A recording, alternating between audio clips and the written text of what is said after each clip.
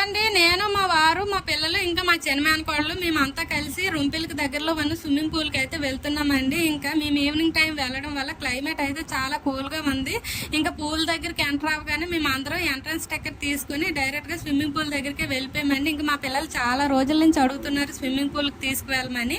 అంటే మేము ఊరు వచ్చిన రోజు నుంచి అడుగుతున్నారండి. ఫైనల్గా ఈ రోజు అయితే వాళ్ళని తీసుకుని అయితే వెళ్ళామండి. అందుకే వాడు ఆనందం అంతా ఎంత కాదు. ఆ ఆనందంలో త్వరగా కిడ్స్ స్విమ్మింగ్ పూల్లోకి దిగి జారైతే ఒకసారి పడ్డాడండి. ఇంకా వాడు దిగి ఈత కొట్టేస్తుంటే మా పాప కూడా త్వరగా నీటిలో దిగిపోవాలని చెప్పేసి మా చిన్న మేనకోడలు పెద్ద పిల్లలుగా స్విమ్మింగ్ పూల్లోకి దిగుతుంటే దాని వెనకాతలే దిగిపోయింది. మా చిన్న మేనకోడలు అయితే దాన్ని తీసుకువెళ్ళి కిడ్స్ స్విమ్మింగ్ పూల్లో ఇంకా ఎత్తుకొని అయితే తను దించేసింది. ఇంక మా పాప అయితే చాలా బాగా ఎంజాయ్ చేసింది. నిలబడే ఈత కొట్టేస్తుందండి. ఇంకా నేను స్విమ్మింగ్ పూల్కి వస్తానని తెలియక ఉదయాన్నే తల నిండా నూనె పెట్టేసుకున్నాను. తల అంతా పాడైపోతుందని చెప్పేసి తలకు పెట్టుకునే క్యాప్ లేక ఇలా పాలిథిన్ కవర్లు నేను మా పిల్లలు తలకైతే పెట్టేసుకున్నామండి.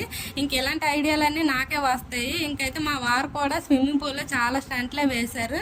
ఇంకా మా పిల్లలిద్దరు అయితే చాలా బాగా ఎంజాయ్ చేశారు. నేను కూడా వాళ్ళతో పాటు స్విమ్మింగ్ పూల్లో ఎంజాయ్ చేసి బాగా ఈత కొట్టి అలసిపోయి పైకి అయితే వచ్చేసామండి. ఇంకా తడి బట్టలు తుడుచుకొని పొడి బట్టలు వేసుకుని ఇంటికైతే వచ్చేసామండి.